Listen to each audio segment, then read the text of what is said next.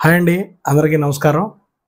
మరి ఈరోజు క్లాస్లో ఏపీ పోలీస్ కానిస్టేబుల్ మెయిన్స్ ఎగ్జామ్స్కి సంబంధించినటువంటి ఒక జనరల్ డిస్కషన్ అనేది మనం చేద్దామండి. మనకి 2022లో మనకి కానిస్టేబుల్ ఎస్ఐకి సంబంధించినటువంటి నోటిఫికేషన్ అనేది రిలీజ్ అవ్వడం జరిగింది. అందులో భాగంగా మనకి 2023 జనవరి ఫిబ్రవరి నెలల్లో మనకి ప్రిలిమినరీ ఎగ్జామ్ కంప్లీట్ అయిపోయింది. ఆ తర్వాత ఈవెంట్స్ అంటే ఈ కానిస్టేబుల్ కానీ ఎస్ఐకి సంబంధించినటువంటి ఈవెంట్స్ ఏవైతే ఉన్నాయో వాటికి డేట్స్ కూడా ఇచ్చారన్నమాట. అంటే సెకండ్ స్టేజ్ జరిగేటువంటి ఆ ఈవెంట్స్కి సంబంధించి డేట్స్ కూడా ఇచ్చారు. అయితే అప్పుడున్నటువంటి పరిస్థితుల్లో అంటే ఈ ఎమ్మెల్సీ ఎన్నికల కోడ్కు సంబంధించి కానీ ఇతరత్ర కారణాల వల్ల ఆ ఈవెంట్స్కి సంబంధించినటువంటి ఆ డేట్స్ని పోస్ట్ పోన్ చేయడం జరిగింది.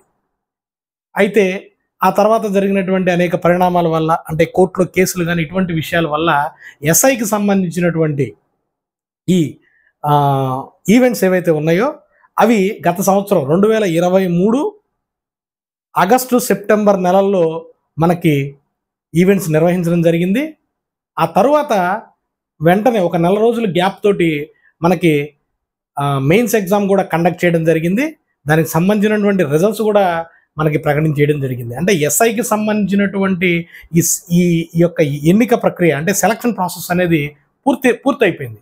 అయితే ఈ కానిస్టేబుల్కి సంబంధించి ప్రిలిమినరీ ఎగ్జామ్ వరకు మాత్రమే జరిగి ఈవెంట్స్ పూర్తి కాలేదు, అదేవిధంగా మెయిన్స్ ఎగ్జామ్ కూడా పూర్తి కాలేదు. దాదాపుగా ఒక 2 సంవత్సరాల నుంచి కూడా ఈ అభ్యర్థులు అసలు ఈ ఈవెంట్స్ ఎప్పుడు జరుగుతాయి, ఈ ఎగ్జామ్ ఎప్పుడు జరుగుతుంది అనేటువంటి విషయం పైన వాళ్ళు చాలా ఆసక్తిగా ఎదురు చూడటంతో పాటు ఇంకా ఒక రకంగా చెప్పాలంటే ఈ అభ్యర్థులందరూ కూడా ఆ ప్రాక్టీస్ను కూడా దాదాపుగా ఆపేశారనమాట. అంటే ఆ ఈవెంట్స్ ఏవైతే ఉన్నాయో వాటికి ఎక్కువగా ప్రిపేర్ అయినటువంటి అభ్యర్థులు కూడా ఇక ఈ ఎగ్జామ్ జరగదు అనేటువంటి ఒక నిర్ణయానికి వచ్చేసేసి పూర్తిగా వాళ్ళ యొక్క ప్రిపరేషన్ని కూడా ఆప్ చేయడం జరిగింది.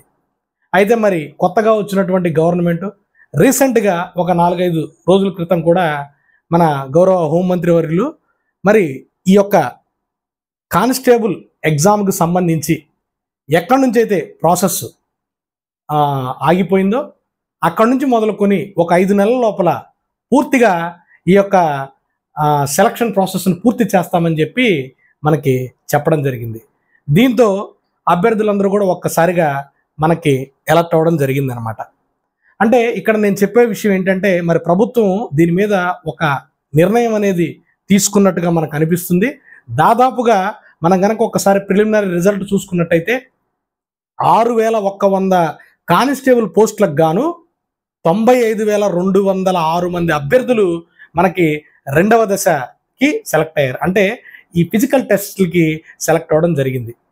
ఈ ఫిజికల్ టెస్ట్లకు సెలెక్ట్ అయినటువంటి ఈ అభ్యర్థులు అది పూర్తి చేసుకుని దాంట్లో క్వాలిఫై అయినటువంటి వాళ్ళు నెక్స్ట్ మెయిన్స్ ఎగ్జామ్స్ రాయాల్సి ఉంటుంది. నేను మళ్ళీ చెప్తున్నాను, ఒకవేళ కనుక మనకి ఈవెంట్స్ కండక్ట్ చేసి మెయిన్స్కి ఇంకొక 3 నెలలు ఇస్తారు 4 నెలలు ఇస్తారు అనేటువంటి ఆలోచన మాత్రం దయచేసి అభ్యర్థులు పెట్టుకోవద్దండి. ఎందుకంటే మనం లాస్ట్ టైము ఎస్ఐ ఎగ్జామ్కి కూడా గమనించాము, ఈవెంట్స్ జరిగినటువంటి జస్ట్ ఒక 15 నుంచి 20 రోజులు అంటే మ్యాక్సిమం ఒక నెల రోజుల గ్యాప్లోనే మనకి వాళ్ళు మెయిన్స్ ఎగ్జామ్ కూడా కండక్ట్ చేయడం జరిగింది. కాబట్టి నేను అభ్యర్థులకు చెప్పేది ఏంటంటే ఇప్పటి నుంచి అంటే ఇప్పుడు మీరు తిరిగి మెయిన్స్ ఎగ్జామ్స్కి ప్రిపరేషన్ ప్రారంభించినా మీరు 5 నెలల కాలంలో తప్పనిసరిగా 6,100 పోస్టుల్లో ఒక పోస్ట్ మీద అవుతుందని చెప్పడంలో ఎటువంటి సందేహం లేదు.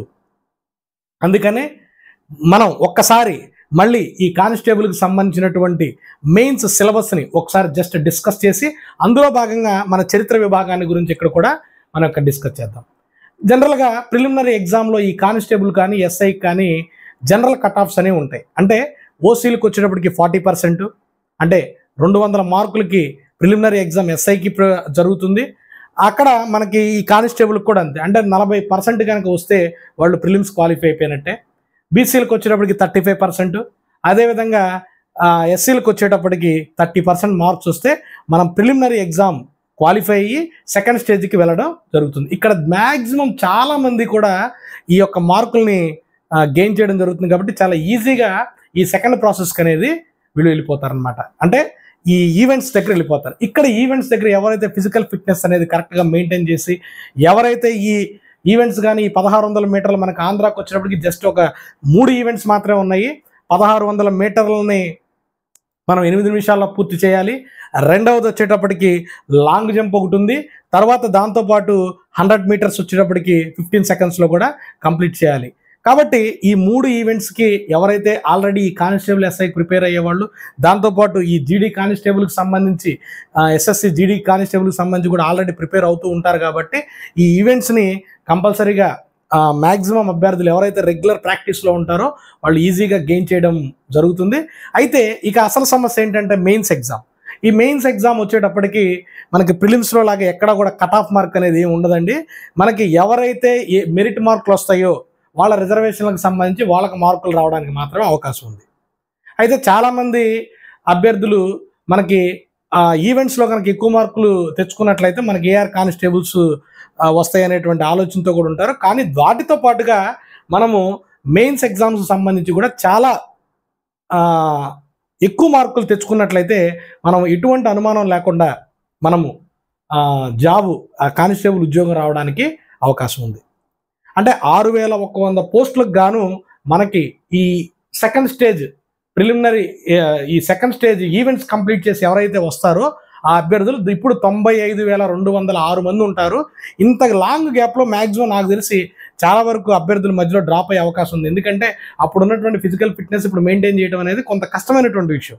కానీ ఎవరైతే సీరియస్ ఆస్పిరెంట్స్ ఈ కానిస్టేబుల్ కోసం ప్రిపేర్ అవుతూ ఉన్నారో వాళ్ళైతే మాత్రం ఖచ్చితంగా దాన్ని ఈజీగా క్రాక్ చేస్తారు. ఇక వాళ్ళ సమస్య ఏంటంటే మెయిన్స్ అనమాట. మెయిన్స్ పేపర్ని ఒక్కసారి మనం జస్ట్ అనాలిసిస్ చేద్దాము. మనకి మెయిన్స్ వచ్చేటప్పటికి మొత్తం 200 మార్కులకి మనకి మెయిన్స్ ఎగ్జామ్ పేపర్ ప్రిలిమినరీలో ఏ విధంగా అయితే ఉంటుందో మెయిన్స్లో కూడా అదే విధంగా మనకి ఎగ్జామ్ పేపర్ ఉండటం జరుగుతుంది. 200 మార్కులకి అందులో అర్థమెటిక్ రీజనింగ్ వచ్చేటప్పటికి మనకి ఖచ్చితంగా 100 మార్కులకు ఉంటుంది. ఇక జనరల్ స్టడీస్కి వచ్చేటప్పటికి 100 మార్కులకి ఉంటుంది. ఆ జనరల్ స్టడీస్లో కూడా ఈ చరిత్ర సంబంధించి అంటే హిస్టరీకి సంబంధించి ఒక 30 నుంచి 35 మార్కులు తప్పనిసరిగా మనకు రావడం జరుగుతుంది. మనం కనుక 2019 పేపర్ కానీ లేదంటే 2017 పేపర్ కానీ లేదా అంతకుముందు మనం కనుక ప్రిలిమినరీ కానీ మెయిన్స్ పేపర్లో కానీ చూసినట్లయితే చరిత్ర విభాగానికి సంబంధించి మనకి 30 నుంచి 35 మార్కులు రావడానికి ఖచ్చితంగా అవకాశం ఉంది. అంటే ఈ రకంగా మనకు ఒక రకంగా చెప్పాలి అని అంటే మనకి ఉద్యోగాన్ని నిర్ణయించేటువంటి స్కోర్ అనమాట. అది 30 నుంచి 35 మార్కులు అంటే కొంతమంది అర్థమెటిక్ రీజనింగ్లో చాలా బలంగా ఉండుండొచ్చు, లేదు కొంతమంది జనరల్ స్టడీస్లో బలంగా ఉండుండొచ్చు. ఆ జనరల్ స్టడీస్లో కూడా దీనికి సంబంధించి చాలా సులువైనటువంటి పద్ధతిలో ఆ 30 నుంచి 35 మార్కులు మనం ఏ విధంగా సంపాదించాలి అనేటువంటి విషయాన్ని మనం ఈరోజు క్లాస్లో డిస్కస్ చేస్తాం. కాబట్టి ఒక్కసారి ఈ మార్కులు ఏ విధంగా వచ్చాయనేది ప్రామాణికంగా చూపిస్తూ 2019 మార్చి 17వ తారీఖున మనకి లాస్ట్ టైం మెయిన్స్ ఎగ్జామ్ అన్నది జరిగిందండి. ఆ మెయిన్స్ ఎగ్జామ్లో చరిత్ర విభాగానికి సంబంధించినటువంటి ఎటువంటి ప్రశ్నలు అడిగారు, ఆ ప్రశ్నల్లో ఎంతవరకు కాఠిన్యత ఉంది, అంటే ఎన్ని ప్రశ్నలు ఈజీగా ఉన్నాయి, ఎన్ని ప్రశ్నలు మీడియంగా ఉన్నాయి, ఎన్ని ప్రశ్నలు కష్టంగా ఉన్నాయి అనేటువంటి విషయాన్ని మనం ఈ క్లాస్లో డిస్కస్ చేద్దాం. నా దగ్గర 2019 మార్చి 17న జరిగినటువంటి ఏపీ కానిస్టేబుల్ మెయిన్స్ పేపర్ నా దగ్గర ఉందండి. ఇది బుక్లెట్ కోడ్ 3వది. మనకు గనక ఈ బుక్లెట్ కోడ్ 3వది కనుక బి కనుక చూసినట్లయితే మనకి 76వ ప్రశ్న నుంచి మనకి చరిత్రకు సంబంధించినటువంటి ప్రశ్నలు అడగడం జరిగింది. చూడండి ఏమడుగుతున్నారంటే 76వ ప్రశ్న, ఆంధ్రప్రదేశ్ నందు ఒక ద్వీపంలో నిర్మించబడ్డ వస్తు ప్రదర్శనశాల ఎక్కడ కలదు? ఆంధ్రప్రదేశ్ నందు ఒక ద్వీపంలో నిర్మించబడ్డటువంటి వస్తు ప్రదర్శనశాల ఎచ్చట ఉంది? దాని కింద ఏమేమి ఆప్షన్స్ ఇచ్చాడంటే విజయవాడ, శాలిహుండము, కొల్లేరు, నాగార్జునకొండ. ఇవి ఒకసారి కనుక చూసినట్లయితే విజయవాడ, శాలిహుండము, కొల్లేరు, నాగార్జునకొండ మనం బాగా కనుక ఒకసారి చూసినట్లయితే మనకి ఆంధ్రప్రదేశ్ మరియు తెలంగాణ మధ్య మనకి నాగార్జున సాగర్ ప్రాజెక్ట్ ఉంది. అక్కడ ఒక మ్యూజియం ఉందని చెప్పుకున్నాం. నాగార్జునకొండ మ్యూజియం అని చెప్పి అంటారు. అంటే ఆంధ్రప్రదేశ్లో ఒక ద్వీపంలో నిర్మించబడ్డటువంటి వస్తు ప్రదర్శనశాల ఎక్కడ ఉంది అని అంటే అది నాగార్జునకొండ. కృష్ణానది మధ్యలో ఉన్నటువంటి ద్వీపము నాగార్జునకొండ ద్వీపం. ఇది దీని కరెక్ట్ ఆన్సర్ అండి. ఈ ప్రశ్న చాలా తేలికైనటువంటి ప్రశ్న కింద మనం చెప్పొచ్చు. ఇక రెండవది, జాతీయ కాంగ్రెస్లో మొదటి చీలిక 1907లో ఈ క్రింది పేర్కొన్న ఏ సమావేశంలో ఏర్పడింది? జాతీయ కాంగ్రెస్లో మొదటి చీలిక 1907లో కింది పేర్కొన్న ఏ సమావేశంలో ఏర్పడింది? దానికి ఏమి ఇచ్చారండి ఆప్షన్స్?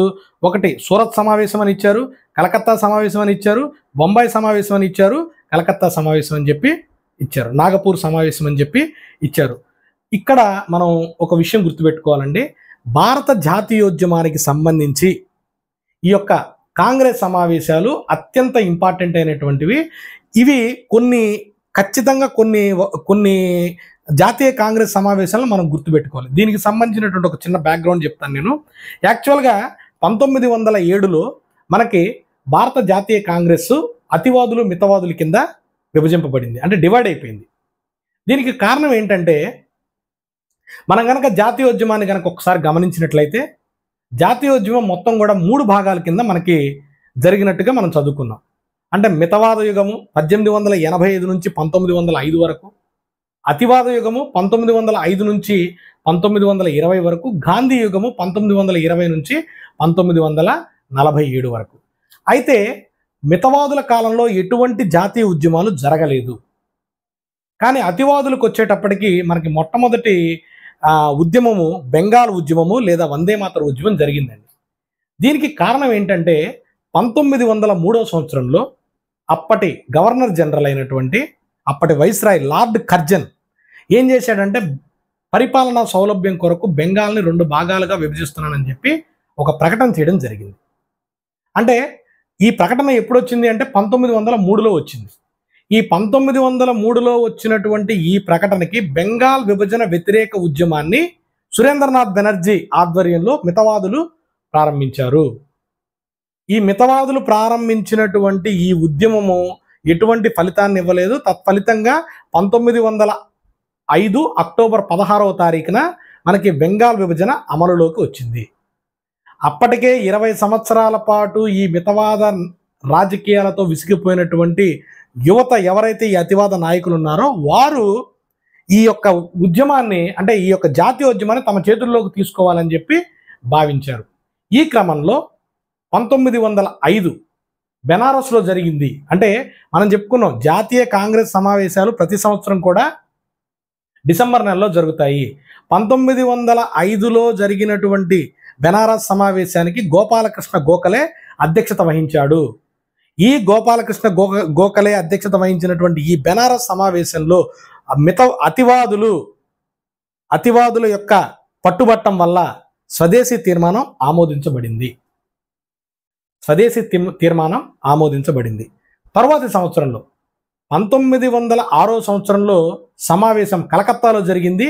ఈ సమావేశంలో కూడా అతివాద నాయకులు తాము ప్రాతినిధ్యం వహించాలి, అంటే తాము అధ్యక్షత వహించాలని చెప్పి భావించారు. కానీ అక్కడ మరి మితవాద నాయకుడైనటువంటి దాదాబాయి నౌరోజీ నేను అధ్యక్షత వహిస్తానని చెప్పి కోరడంతో ఆయనపై ఉన్నటువంటి గౌరవంతో అతివాదులు అబ్జెక్షన్ పెట్టలేదన్నమాట. దీంతో 1906లో జరిగినటువంటి జాతీయ కాంగ్రెస్ సమావేశం కలకత్తాలో జరిగింది. ఇక్కడ స్వరాజ్య తీర్మానాన్ని ఆమోదించడం జరిగింది. 1905 ఏమో స్వదేశీ తీర్మానము, 1906లో స్వరాజ్య తీర్మానాన్ని తీర్మానం చేయడం జరిగింది. ఇక 1907 అత్యంత ముఖ్యమైనటువంటి 1907వ సమావేశానికి అతివాద నాయకుడైనటువంటి బాలగంగాధర్ తిలక్ని అధ్యక్షుడిగా చేయాలని చెప్పి అతివాద నాయకులు భావించారు. వాస్తవానికి ఆ సమావేశం నాగపూర్లో జరగాలండి. ఈ నాగపూర్ అనేది సెంట్రల్ ప్రావిన్స్కు చెందినటువంటి ప్రాంతం. అంటే సెంట్రల్ ప్రావిన్స్ అనేది ఆ రోజున ఒక రాష్ట్రం. ఈ నాగపూర్లో జరిగేటువంటి సమావేశానికి బాలగంగాధర్ తిలక్ని అధ్యక్షత వహించాలి అని చెప్పి అతివాద నాయకులు భావించారు. అయితే చివరి నిమిషంలో, అంటే రాజకీయాలు మితవాద నాయకులు ఏం చేశారంటే నాగపూర్లో జరగాల్సినటువంటి ఈ సమావేశాన్ని తీసుకెళ్లి సూరత్లో నిర్ణయించారు. కారణం ఏంటంటే ఏ ప్రాంతంలో, ఇక్కడ మనం ఒక్కసారి మళ్ళీ జాతీయ కాంగ్రెస్ సంబంధించినటువంటి బైలాస్కి వెళ్ళాలండి. ఆ నియమ నిబంధనల ప్రకారం ఏ రాష్ట్రంలో అయితే ఆ సమావేశం జరుగుతుందో ఆ రాష్ట్రానికి సంబంధించినటువంటి వ్యక్తి అధ్యక్షుడిగా ఉండటానికి వీల్లేదు. ఇది కాంగ్రెస్ యొక్క నిబంధన. ఆ రకంగా చూసుకుంటే సూరత్ అనేది బొంబాయి ప్రావిన్స్కు చెందినటువంటిది. బాలగంగాధర్ తిలక్ బొంబాయి ప్రావిన్స్కు చెందినటువంటి వ్యక్తి. అంటే కేవలం బాలగంగాధర్ తిలక్ని అధ్యక్షుడిగా చేయకోకుండా ఉండడం కోసం చివరి నిమిషంలో నాగపూర్లో జరగవలసినటువంటి సమావేశాన్ని తీసుకెళ్లి సూరత్లో నిర్వహించారనమాట. ఈ సమావేశానికి రాస్ బిహారీ ఘోష్ అధ్యక్షత వహించాడు. రాస్ బిహారీ ఘోష్ అధ్యక్షత వహించినటువంటి 1907 సూరత్ సమావేశంలో అతివాదులు మితవాదులు అనేటువంటి 2 వర్గాల కింద కాంగ్రెస్ అనేది విడిపోయింది. ఇది దీనికి ఉన్నటువంటి బ్యాక్గ్రౌండ్ అనమాట. ఇది మనం కొంచెం ఇటువంటి ప్రశ్నలు మనం అడిగినప్పుడు కొంత ఆ బ్యాక్గ్రౌండ్ కూడా తెలిసినట్టయితే చాలా ఈజీగా మనం ఆన్సర్ పెట్టడానికి అవకాశం ఉంటుంది. నెక్స్ట్ తర్వాత ఆంధ్రాలో మొట్టమొదటి వితంతు వివాహాన్ని ఈ క్రింది వారు జరిపించారు.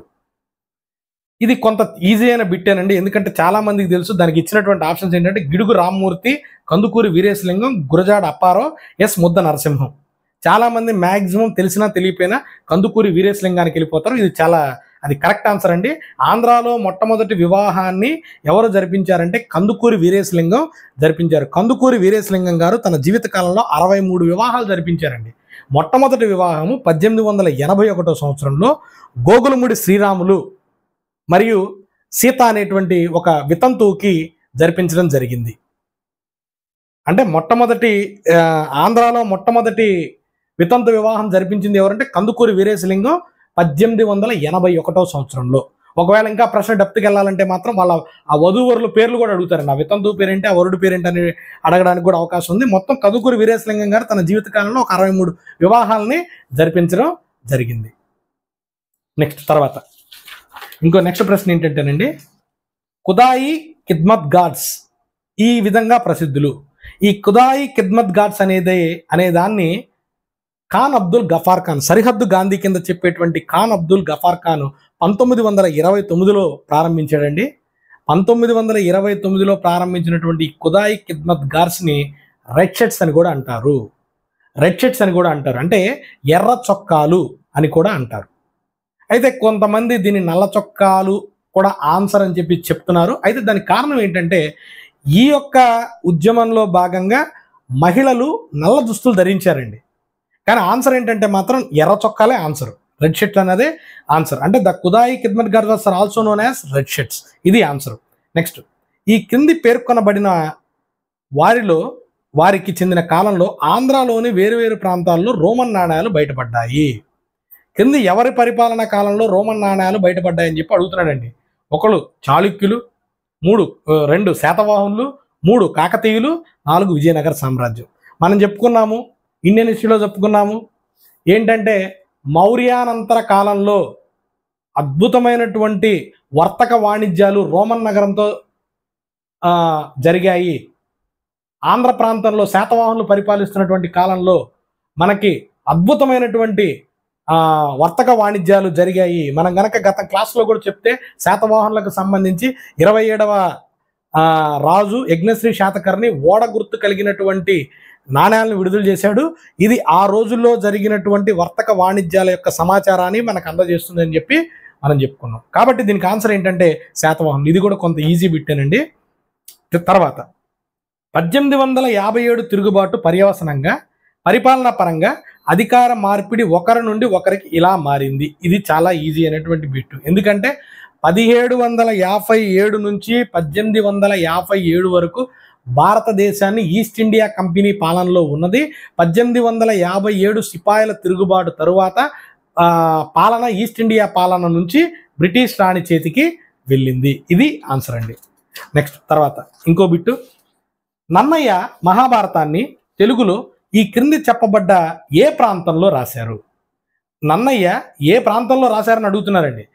అమరావతిని ఇచ్చాడు, నెల్లూరు అని ఇచ్చాడు, రాజమహేంద్రవరం ఇచ్చాడు, పెదవేగి అని ఇచ్చాడు. దీనికి సంబంధించి ముందు ఈ నన్నయ్య అనేవాడు ఎవరి ఆస్థానంలోని వాడు? ఈ నన్నయ్య అనేవాడు వేంగి చాళుక్య రాజు అయినటువంటి రాజరాజ నరేంద్రుని ఆస్థానంలోని వాడు.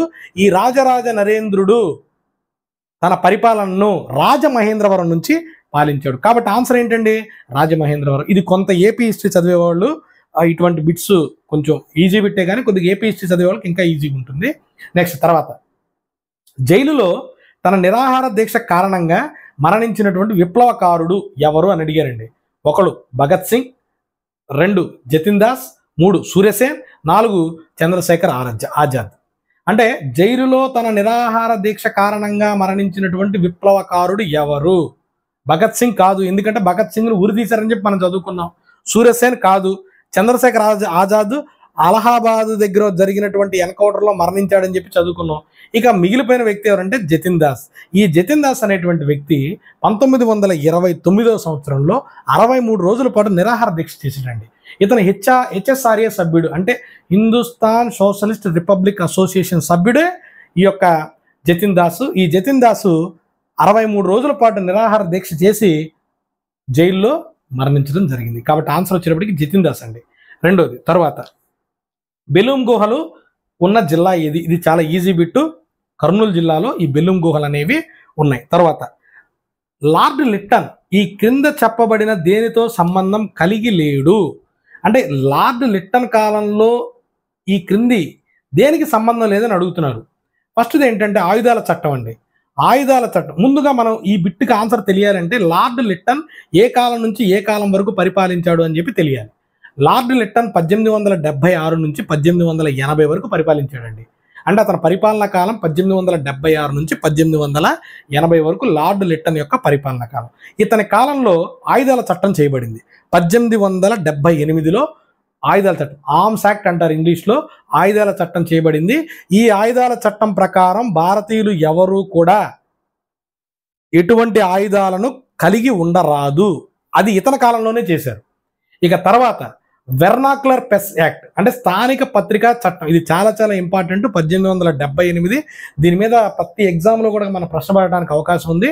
అంటే స్థానిక భాషల్లో ఉన్నటువంటి ఆ పత్రికలపై తీవ్రమైనటువంటి ఆంక్షలు విధించారండి. అందులో భాగంగా శిశిర్ కుమార్ ఘోష్ తన అమృత్ బజార్ అనేటువంటి పత్రికని ఆఫ్ చేయడం జరిగింది. ఈ బిట్టు కూడా అడగడానికి అవకాశం ఉంది.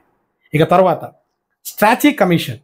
ఈ స్ట్రాచీ కమిషన్ అనేది 1880లో దీన్ని ప్రారంభించారండి. దీన్ని అపాయింట్ చేశారు. ఇది కరువుల పైన నియమించబడ్డటువంటి కమిషన్ ఈ స్ట్రాచీ కమిషన్. ఇది కూడా 1880 లార్డ్ లిట్టన్ కాలంలోనే జరిగింది. ఇక మిగిలినటువంటి ఆప్షన్ ఏంటంటే ఇల్బర్ట్ బిల్లు వివాదం. ఈ ఇల్బర్ట్ బిల్లు వివాదం అనేది రిప్పన్ కాలంలో జరిగిందండి. ఆ రిప్పన్ కాలంలో 1883-84 మధ్య కాలంలో ఈ యొక్క ఇల్బర్ట్ బిల్లు వివాదం అనేది జరిగింది. ఇల్బర్ట్ బిల్లు ఆల్రెడీ ఒక భారతీయుడు ఆంగ్లేయులు విచారించకూడదు, అది ఆల్రెడీ మనం క్లాస్లో ఇంతకుముందు డిస్కస్ చేసాము. అంటే ఇల్బర్ట్ బిల్లు మాత్రము లార్డ్ లిట్టన్ కాలంలో జరగలేదు, అది లార్డ్ రిప్పన్ కాలంలో జరిగింది. నెక్స్ట్ తర్వాత బెంగాల్లో గాంధీ తన మొదటి సత్యాగ్రహాన్ని చేపట్టినటువంటి చంపారన్ ఏ రాష్ట్రంలో ఉంది? ఇది చాలా ఇంపార్టెంట్, చాలా ఈజీ బిట్. ఇది చంపారన్ నీలిమందులకు వ్యతిరేకంగా, నీలిమంది సాకు వ్యతిరేకంగా మహాత్మా గాంధీ భారతదేశంలో మొట్టమొదటిసారిగా సత్యాగ్రహాన్ని చేపట్టాడు. అది చంపారన్ అనేటువంటి ప్రాంతంలో, అది బీహార్ రాష్ట్రంలో ఉంది. నెక్స్ట్ తర్వాత ఈ క్రింది వారిలో ది ఉమెన్స్ ఇండియా అసోసియేషన్ స్థాపనతో సంబంధం లేని వారు ఎవరు? చూడండి, ద ఉమెన్ ఇండియన్ అసోసియేషన్ అనే దాన్ని 1917వ సంవత్సరంలో అడయార్ అనేటువంటి మద్రాసుకు దగ్గర అడయార్ అనేటువంటి ప్రాంతంలో మనకి అని బీసెంట్ ప్రారంభించారండి.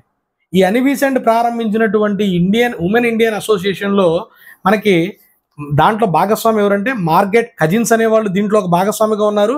జీనా దాస్ అనేటువంటి ఇంకొక మహిళ భాగస్వామిగా ఉన్నారు. మనకిచ్చినటువంటి ఆప్షన్ ఏంటంటే దుర్గాబాయి దేశ్ముఖ్ ఇందులో ఎటువంటి భాగస్వామ్యం లేదు. యాక్చువల్గా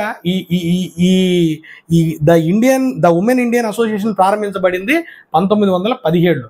దుర్గాబాయి దేశ్ముఖ్ పుట్టింది 1909లో. అంటే ఈ సంస్థ స్థాపించే నాటికి ఆవిడ వయసు జస్ట్ ఒక 8 సంవత్సరాలు మాత్రమే. కాబట్టి ఆప్షన్ ఏంటంటే దుర్గాబాయి దేశ్ముఖ్ అనమాట. నెక్స్ట్ తర్వాత ఇది కొంచెం టఫ్గా ఉన్నటువంటి బిట్టేనండి, కొద్ది జాగ్రత్త చదువుకుని టఫ్ బిట్ ఇది. నెక్స్ట్ ఈ క్రింది వారిలో రుద్రమదేవి అల్లుడు కాని వారు ఎవరు? ఇది ఏపీ హిస్టరీ ఎవరైతే చదువుతారో వాళ్ళు కొంచెం ఈ బిట్ రాయగలరండి. ఇది కొంత టఫ్ బిట్ కింద చెప్పొచ్చు మనం. యాక్చువల్గా రుద్రమదేవికి కొడుకులు లేరండి, 2 కూతుళ్ళే.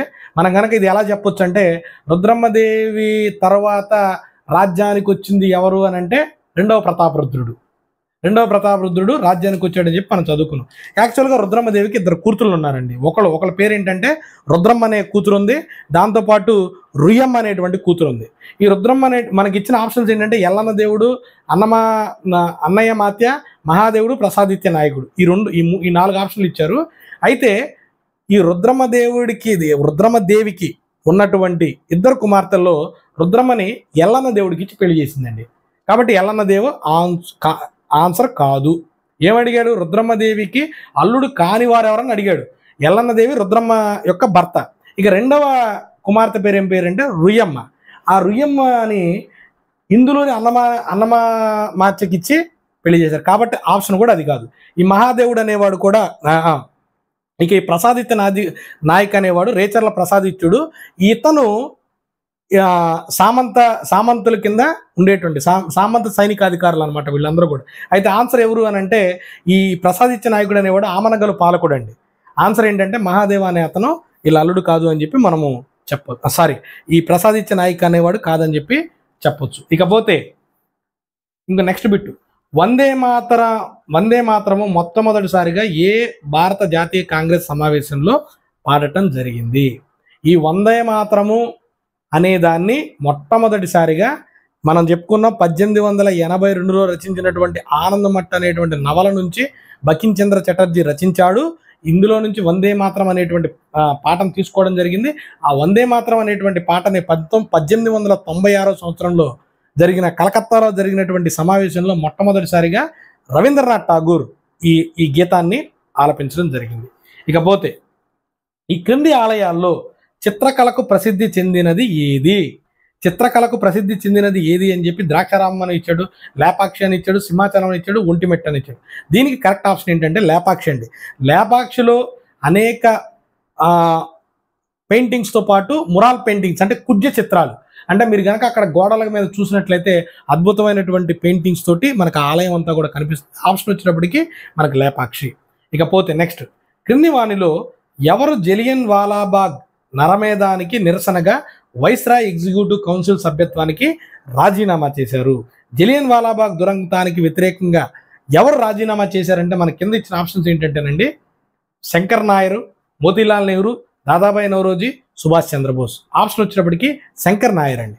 శంకర్ నాయరే మనకి సభ్యత్వానికి రాజీనామా చేసినటువంటి జాతీయ నాయకుడు.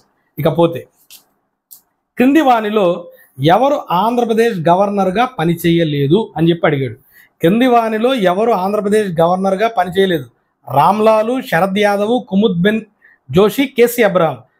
రామ్లాల్ వచ్చేటప్పటికి 1983 నుంచి 84 వరకు పనిచేశాడండి.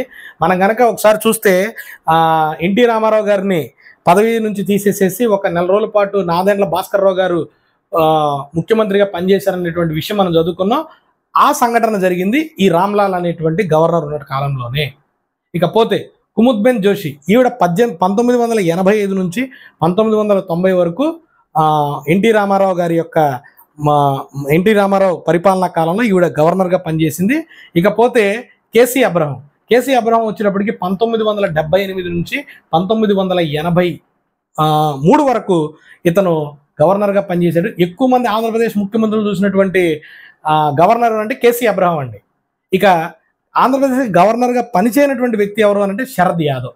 మనకి ఇచ్చినట్టు ఆప్షన్స్లో ఉన్న వ్యక్తి శరద్ యాదవ్. ఇక తర్వాత భారత జాతీయ కాంగ్రెస్కి ఏ సమావేశంలో గాంధీజీ అధ్యక్షుడయ్యాడు? చాలా ఇంపార్టెంట్ బిట్టు, చాలా ఈజీ బిట్టు, ఈజీగా చాలామంది రాసేటువంటి బిట్టు.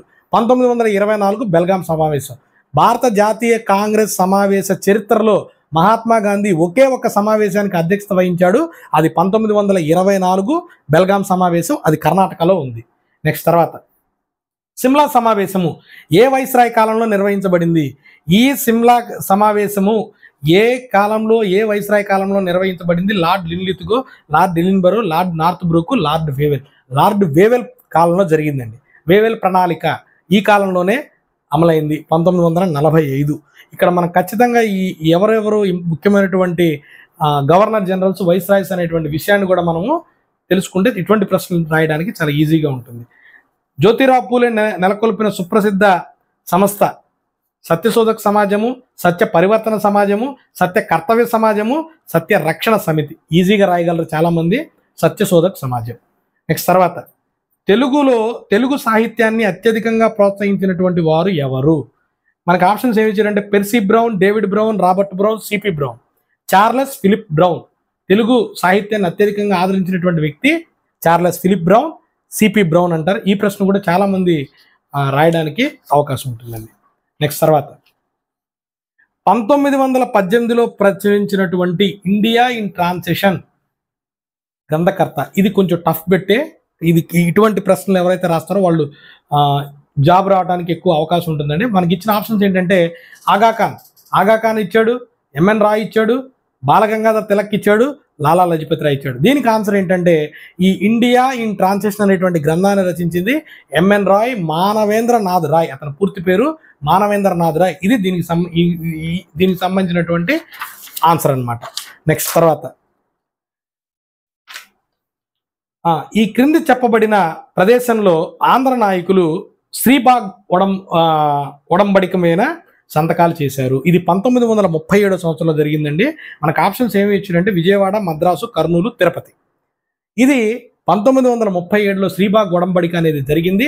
కాశీనాథుని నాగేశ్వరరావు గారి ఇంటి పేరే ఈ శ్రీబాగ్ అనమాట. ఇది మద్రాసులో ఉంది.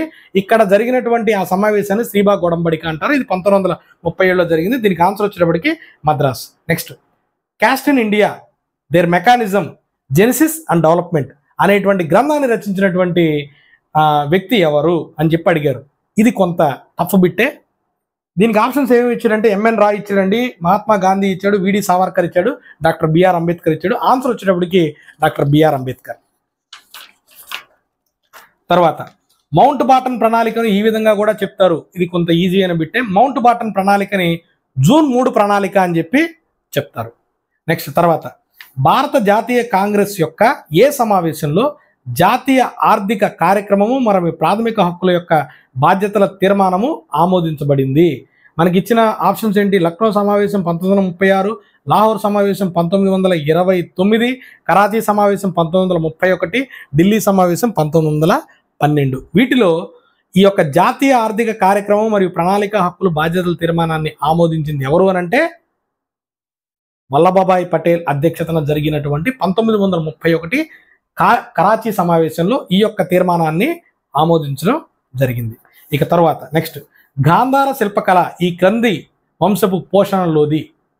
మనము ఈ శిల్పకళలు అనేటువంటి టాపిక్ని మనం ఆల్రెడీ డిస్కస్ చేసామండి. ఇండియన్ హిస్టరీలో 3 రకాలైనటువంటి శిల్పకళలు ఉన్నాయి. గాంధార శిల్పకళ, మధుర శిల్పకళ, అమరావతి శిల్పకళ. ఇట్లాంటి ప్రశ్నలు కూడా ఆడడానికి అవకాశం ఉంది. క్రింది వాటిలో ఇవి వేటికి సంబంధించినవి? గాంధార, మధుర, అమరావతి ఇవి శిల్పకళలు, దేవాలయ నిర్మాణాలు, లేకపోతే ఈ యొక్క పెయింటింగ్స్, ఇంకేదన్నా ఇట్లా కూడా అడగడానికి అవకాశం ఉంది. ఇవన్నీ కూడా ఏంటి అని అంటే శిల్పకళలు. గాంధార శిల్పకళ కుషాన్ల కాలానికి చెందినటువంటిది. గాంధార శిల్పకళ కానీ, మధుర శిల్పకళ కానీ కుషాన్ల కాలానికి సంబంధించినది. అమరావతి శిల్పకళ వచ్చేటప్పటికి శాతవాహనుల కాలానికి సంబంధించినటువంటి శిల్పకళ. ఇక తర్వాత గాంధీజీ తన రాజకీయ గురువుగా ఎవరిని భావించారు? గాంధీజీ తన రాజకీయ గురువుగా ఎవరిని భావించారు అనేది చాలా ఈజీ బిట్, ఎవరైనా రాయొచ్చు. దానికి గోపాలకృష్ణ గోఖలే అండి ఆన్సర్. గోపాలకృష్ణ గోఖలే. ఇక తర్వాత విజయనగర సామ్రాజ్యము ఈ యుద్ధంతో కనుమరుగైపోయింది, పూర్తిగా కనుమరుగైపోయింది. ఏమేమి ఇచ్చాడండి? పెనుగొండ యుద్ధం అని ఇచ్చాడు, కంపిలి యుద్ధం అని ఇచ్చాడు, చంద్రగిరి యుద్ధం అని ఇచ్చాడు, తోపూరు యుద్ధం అని ఇచ్చాడు. ఇది కొంత టఫ్ బిస్టే, కొంత కష్టమైనటువంటి ప్రశ్న ఇది. యాక్చువల్గా విజయనగర సామ్రాజ్యం 1565లో జరిగినటువంటి బన్నీహట్టి యుద్ధము లేదంటే రాక్షస తంగడి యుద్ధము, ఈ యుద్ధంతో ముగిసిపోయిందని చెప్పి చాలామంది తెలుసు. ఆ తర్వాత వచ్చినటువంటి ఈ అరవైటి నాయకులు రాజధానిని పెనుగొండకు మార్చారండి.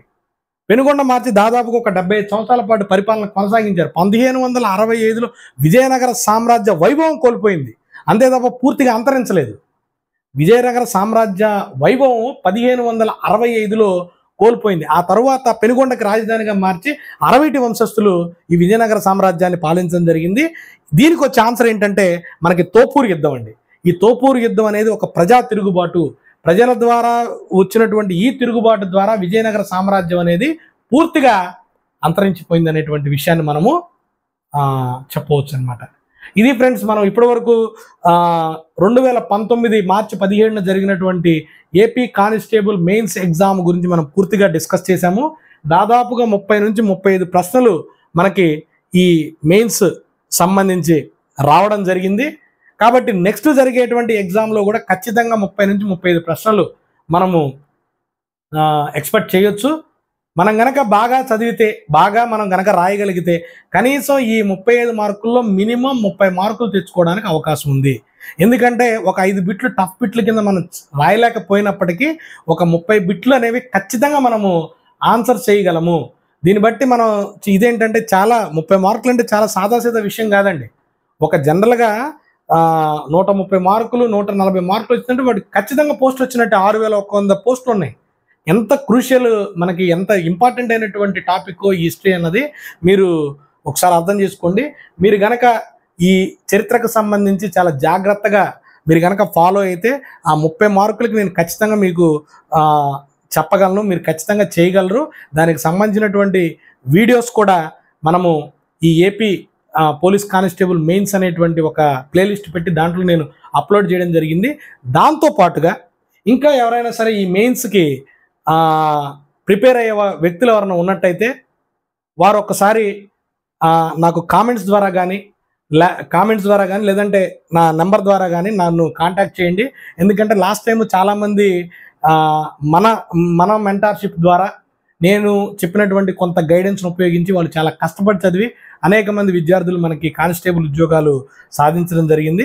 ఎవరికైనా సరే ప్రిపేర్ అవ్వాలి అని అనుకున్నట్లయితే నేను ఖచ్చితంగా వాళ్ళకి నా వంతు నేను సహాయం వాళ్ళకి చేయడానికి నేను సిద్ధంగా ఉన్నాను.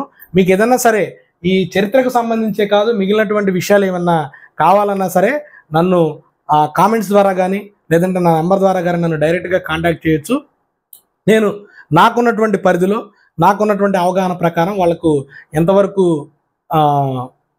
ఎంతవరకు నేను చేయగలిగితే వాళ్ళకి నేను అంతవరకు ఖచ్చితంగా ఒక జాబ్ వచ్చేటువంటి ఒక ఖచ్చితమైనటువంటి ప్రణాళిక అయితే మాత్రం వాళ్ళకి చెప్పగలను. అది friends, all the best students. మీరందరూ కూడా నెక్స్ట్ ఈ ఈవెంట్స్తో పాటుగా సైమల్టేనియస్గా ఖచ్చితంగా మెయిన్స్కి ప్రిపేర్ అవ్వండి. ఎవరో కూడా మెయిన్స్ తర్వాత మళ్ళీ పోస్ట్ పోన్ అవుతుంది అనేటువంటి ఆలోచన పెట్టుకోవద్దు. మీరు ఉదయం పూట ఈ మెయిన్స్ సిలబస్ను పూర్తి చేస్తూనే మీరు ఈవినింగ్ టైంలో ఈవెంట్స్కి సంబంధించి కూడా మీరు ప్రాక్టీస్ అనేది చేయండి. తప్పనిసరిగా ఈ జాబుల్లో మీకు ఖచ్చితంగా ఒక ఉద్యోగం అనేది మీకు వస్తుంది. అందరికీ కూడా మరొకసారి ఆల్ ది బెస్ట్ చెప్తూ, ఎవరికి ఎటువంటి డౌట్స్ ఉన్నా లేదంటే నా ద్వారా ఏదైనా సమాచారం పొందాలనుకున్నా నాకు కామెంట్స్ చేయండి. లేదంటే తెలిసిన వాళ్ళ దగ్గర నా నెంబర్ తీసుకొని నాకు కాల్ చేయండి. తప్పనిసరిగా మీ యొక్క విజయంలో నా వంతు కొంత పాత్రను నేను ఖచ్చితంగా చేయడానికి మీకు సహకరిస్తాను. Thank you very much.